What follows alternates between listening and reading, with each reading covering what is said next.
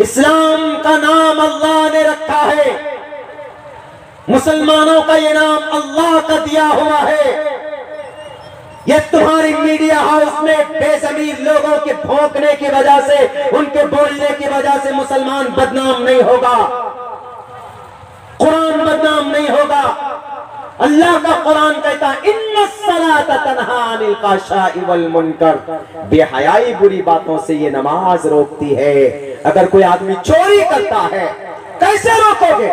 Jail में डालकर नहीं, इस्लाम के प्लेटफॉर्म पर ले आओ, 1 महीना ढंग से नमाज पढ़ाओ। जब वो सजदे में जाएगा, जब वो ईश्वर के करीब होगा, जब वो पढ़ेगा सुब्हान रब्बियल आला सुब्हान रब्बियल आला सुब्हान रब्बियल आला के हेतु ब्रह्म गतिस्तान्ते सत्संगतिर्दान विचारतोषः, ईश्वर का नाम जपेगा तो ईश्वर के करीब होगा। आदमी अल्लाह के सबसे करीब कब होता है? जब वो आदमी सजदे में होता है। अगर आपका कोई मामला अटका हुआ, एक फॉर्मूला आपको बता देता हूं। आप जाइए, वजू कीजिए, रातों को बिल्कुल जब सब लोग सो जाएं, वजू कर कर आप चले जाइए मस्जिद में एक कोने में और 2 रकात नमाज की नीयत बांधिए और खूब अल्लाह के तरफ तवज्जो कर कर आप अल्लाह की तारीफ कीजिए, सूरह फातिहा पढ़िए, सूरत मिलाइए, रुकू में जाइए, सजदे में जाकर आंसू बहाइए, अल्लाह से दुआ कीजिए कि अल्लाह आई एम हेल्पलेस, ए अल्लाह मैं कमजोर हूँ, ए अल्लाह मेरा गुनाह इतना है कि गुनाह मेरा तेरी रहमत के सामने कुछ नहीं है। ए अल्लाह तू अल क़हार है, ए अल्लाह तू जब्बार है, ए अल्लाह तू गफूरुर रहीम है, ए अल्लाह तू रहमान है, ए अल्लाह तू रहीम है, ए अल्लाह तू वदूद है, ए अल्लाह तू लतीफुन खबीर है, ए अल्लाह तू समीउन बसीर है। अल्लाह की तारीफ कीजिए तो अल्लाह तबारक व तआला देखता है। अल्लाह अंधा नहीं है, अल्लाह गूंगा बहरा नहीं है। वो अल्लाह जो अल्लाह के नबी अलैहिस्सलातु वस्सलाम जिस अल्लाह को नमाजों के जरिए से अपने मसाइल का हल करवा लिया करते थे, वो सहाबा की तलकीन, सहाबा को तलकीन किया गया था, तबे ताबीन ऐसा करते थे। आज हमारा नौजवान रातों को 2 बजे मोबाइल लगाएगा कानों में, hello madam, what did you eat in the night, what did you take lunch, what did you take lunch today, what did you take dinner, what did you take in the dinner, तुमने रातों में क्या खाया, तुमने lunch में क्या लिया, and where did you go, कहां गए घूमने के लिए, यही सब बात होती है। अगर आपको जिंदगी में आपको नौकरी नहीं मिली, अगर आपके घर के अंदर अगर कोई फाका है, कोई दिक्कत है, घर का कोई फर्द बीमार है, तो 2 रकात नमाज पढ़ो अल्लाह के सामने में। वही जो अपने गर्लफ्रेंड से बातें करते रहते हो पूरी पूरी रात, उसी हिस्से में, उसी मोहब्बत के साथ और उसी तलब के साथ और उसी कुर्बत के साथ, उसी एतकाद के साथ, उसी विश्वास के साथ अल्लाह तबारक व तआला से दुआ करो। मैं अगर कसम खाकर भी कहूंगा तो शायद मैं हानिस नहीं होऊंगा। अल्लाह तबारक व तआला इंशाअल्लाह तबारक व तआला आपके मसाइल का हल, आपके सजदे से, सर उठाने से पहले आपके मसाइल का हल होगा। अगर आप इतनी कुर्बत के साथ, इतनी शिद्दत के साथ अल्लाह को याद करेंगे तो ये तो नहीं करेंगे। मेरे भाइयों, मेरे नौजवान साथियों, आज यकीनन हमारे आमाल बद की वजह से, हमारे गलत रवैये की वजह से लोग हम पर कीचड़ उछालते हैं, हमारे लिए बोलते हैं। और वो क्या बोला, और भी बोला ना, आगे क्या बोला, वो आगे ये भी बोला कि मुसलमान उनको जन्नत में हूरें मिलेंगी, और उनको ये कहा है कि टोपी पहनो, मूंछ कटाओ और दाढ़ी बढ़ाओ। जन्नत का ये मतलब टखने से ऊपर पैजामा पहनो।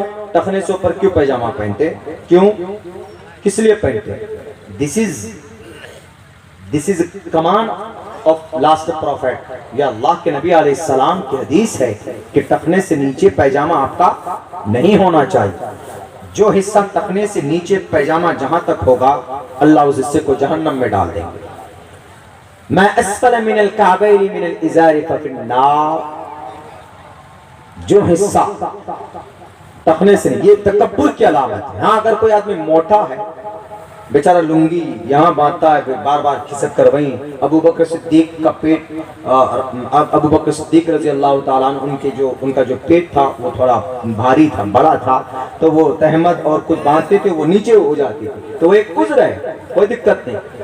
लेकिन जो एकदम बिल्कुल जेंटलमैन, काले रंग का चश्मा और जनाब वो दोनों कान में ब्लूटूथ और मुंह में पान, यहां चैन, ससुर की दी हुई खपाची गाड़ी जहेज में, और पैंट ऐसे पहनते हैं हमारे पास नौजवान, पीछे का सब कुछ दिखता है कि नहीं दिखता, उसका पूरा एडन गार्डन दिखता है उसका पूरा। उधर देखिए टखने से नीचे, सफाई कर्मी की जरूरत ही नहीं है। नगर निगम वालों को कह दो 3-4 नौजवानों को खड़ा कर दो, डेली सुबह सड़क पे वो चलेंगे तो पूरी की पूरी सड़क साफ होती भी चली जाएगी। तकब्बुर की अलामत है। अल्लाह के नबी की सुन्नत पर अमल करेंगे तो आपका कपड़ा भी बच जाएगा, साबन भी, सरफ भी, कपड़ा गंदा भी कम होगा, मुहज्जब लगोगे। मैं अस्फल मिनल काबैन, बाबा जी रामदेव साहब, हम इसलिए टखने से ऊपर पैजामा पहनते हैं क्योंकि अल्लाह के नबी अलैहिस्सलाम का फरमान है कि टखने से नीचे पैजामा या लुंगी या शलवार नहीं होनी चाहिए। इसलिए नहीं, वो क्या बोलता है कि जन्नत का मतलब टखने से नीचे पैजामा, क्या पागलपन है। जन्नत का मतलब टखना नीचे से, टखने से ऊपर पैजामा पहनना, जन्नत का ये मतलब है। अरे जन्नत एक ठिकाना है, जो बुराई से अगर कोई अपने आप को बचा कर लेकर जाता है इस दुनिया से, अल्लाह और उसके रसूल के फरमान के मुताबिक जिंदगी गुजारता है, तो उसका ठिकाना जन्नत होगा।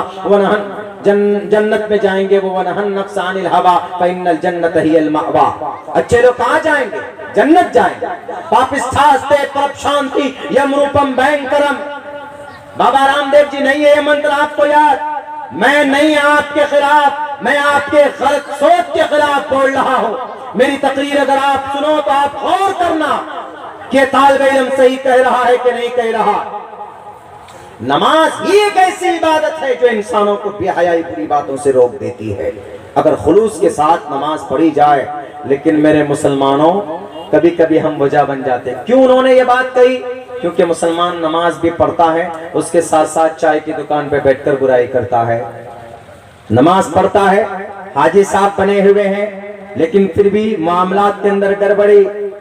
हाजी साहब हैं, समाज के अंदर में एक बड़ा नाम है, दाढ़ियां लंबी लंबी, रास्ते के अंदर, मैं नहीं नाम लूंगा, अपने अररिया के अंदर में एक साहिब है, अपने घर के सामने में मट्टी डालकर उसको, अपने जो सड़क है उस सड़क से कहीं 2-3 फीट ऊपर उसको मट्टी डालकर उसको ऊंची करके वो सड़क को बनाए हुए।